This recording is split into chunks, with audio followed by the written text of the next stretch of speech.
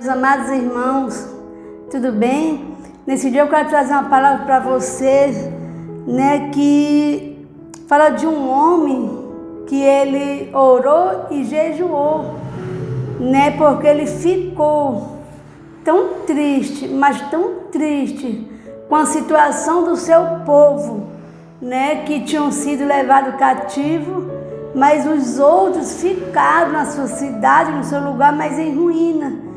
E Neemias, ele era um copeiro, ele serviu o rei Artaxerxes, não sei nem falar direito esse nome, E por 4 meses ele orou e jejuou, e ele queria muito reconstruir esses muros.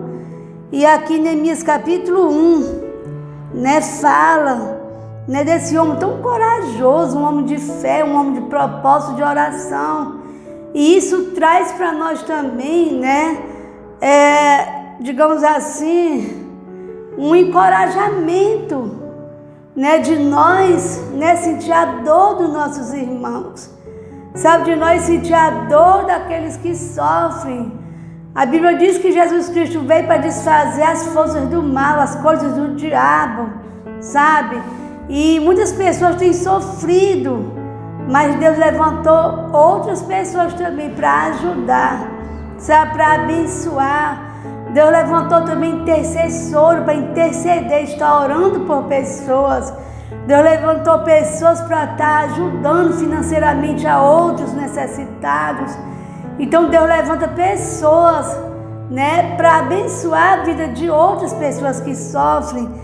Então diz aqui no capítulo 1 de Neemias, e no versículo 3, e disseram-me os restantes que não foram levados para o cativeiro, lá na província estão em grande miséria e desprezo, e o muro de Jerusalém fendido, as suas portas queimadas a fogo. E sucedeu que, ouvindo eu essas palavras, assentei-me e chorei e lamentei por alguns dias, e estive jejuando e orando perante o Deus dos céus. E disse: Senhor, Deus dos céus, Deus grande e terrível, que guardas o conserto e a benignidade para com aqueles que te amam e guardam teus mandamentos.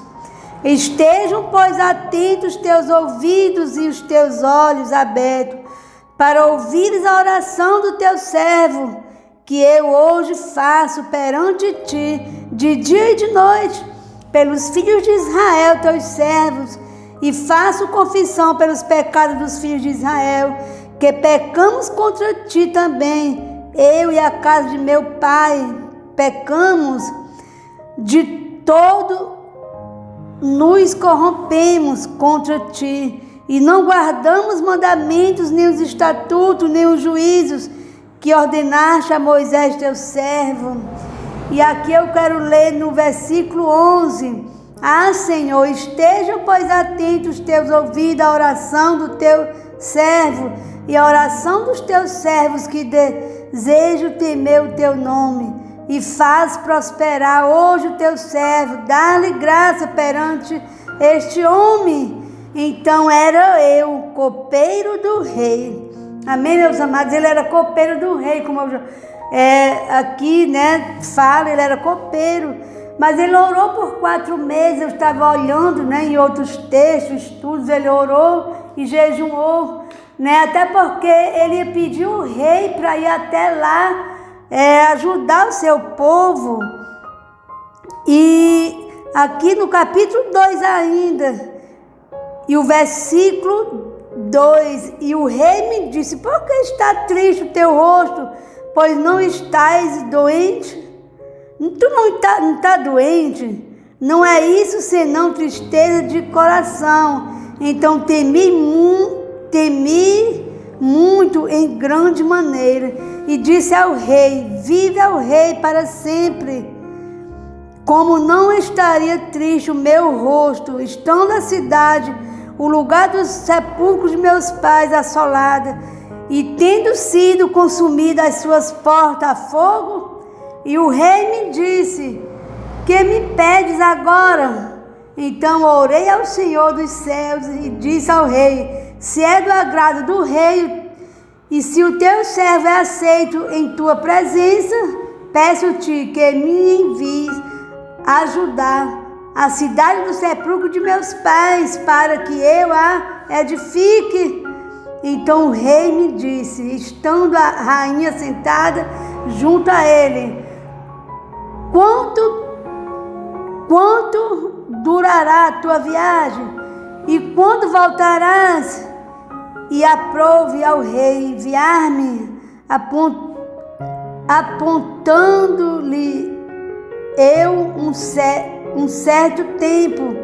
Disse mais ao rei: se ao rei parece bem, dê-me cartas para os governadores da além do rio, para que me dê passagem até que chegue a Judá, como também uma carta para Asaf, guarda do jardim do rei, para que me dê madeira para cobrir as portas do paço da casa e para o muro da cidade, para a casa em que eu houver de entrar. E o rei me deu, segundo a boa mão de Deus sobre mim. Então vim aos governadores da além do rio e dei-lhe as cartas do rei, e o rei tinha enviado comigo chefes do exército e cavaleiros. Eita, glória a Deus! Louvado e engrandecido seja o nome do nosso Deus para sempre. Aquele que pode todas as coisas, que toca o coração dos reis. Aquele que ordena que o homem faça todas as coisas, se assim for da sua vontade. O nosso Deus, Ele é poderoso. Sabe, Neemias, ele era apenas copeiro, mas ele jejuou por muito tempo. Sabe, para que Deus permitisse que ele fosse fazer essa viagem. Não era bem uma viagem, era um trabalho, um desafio. Sabe, era uma grande obra. Meus amados, ele, primeiramente, para entrar na presença do rei, não poderia entrar de qualquer forma, mas pelas orações, o jejum que ele fez, mesmo antes dele ir até o rei, Deus fez com que o rei percebesse o seu semblante, a sua tristeza. E ele perguntou: o que tu tens? Tu está doente? Aí ele foi declarar o que tinha acontecido, que o seu povo estava sofrendo, estava em miséria. E aquele rei, ele deu condição, ele autorizou, sabe, ele fez de tudo, deu carta branca para que Neemias ele fosse reconstruir os muros de Jerusalém. Então o que é que nós aprendemos com isso?